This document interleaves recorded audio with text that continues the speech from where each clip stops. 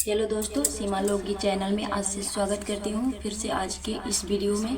तो आज के इस वीडियो में हम एक छोटा सा गीत सुनाएंगे जो दीदी अपने दामाद के साथ गई है और इतना अच्छा और इतना सुंदर पवित्र रिश्ता को उसने बदनाम किया है। तो आज के इस वीडियो में हम उन्हीं के ऊपर एक गीत गाएंगे।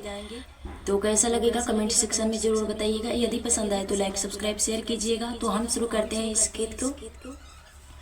बन के चिड़ैया काहे, बन के चिड़ैया काहे, भैलू उड़न बाज हो दामाद संगे अपने तू, भैलू फरार हो दामाद संगे अपने तू, भैलू फरार हो दामाद संगे अपने तू।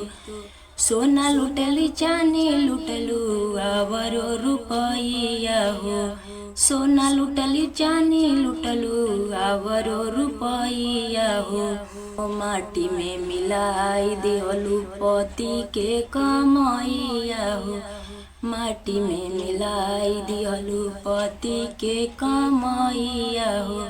बन के ठगिनिया ठगलू, बन के ठगिनिया ठगलू, बेटी के सिंगार हो दामाद संगे अपने तू, भैलू फरार हो दामाद संगे अपने तू, भैलू फरार हो दामाद संगे अपने तू। ना बुझलू बेटा बेटी, ना बुझलू बेटा बेटी, आवरो सजनावा हो। माटी में मिलवलू सारे सोचल कुल सपनावा हो, माटी में मिलवलू उनकर सोचल कुल सपनावा हो। बन की चिड़ैया काहे, भैलू उड़न बाज हो दामाद संगे अपने तू, भैलू फरार हो दामाद संगे अपने तू, भैलू फरार हो दामाद।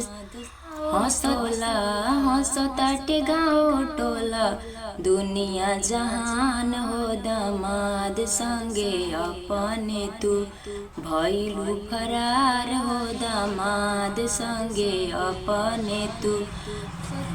तोहरा के कुकुरो बिलार हो दामाद संगे अपने तू, भैलू फरार हो दामाद संगे अपने तू, भैलू फरार हो। बन की चिड़ैया काहे, भैलू उड़न बाज हो दामाद संगे अपने तू, भैलू फरार हो दामाद संगे अपने तू। तो यही छोटा सा गीत हम आप लोगों के साथ शेयर किए हैं। यदि पसंद आए तो लाइक सब्सक्राइब शेयर कीजिएगा। फिर मिलते हैं अगले वीडियो में, तब तक के लिए बाय।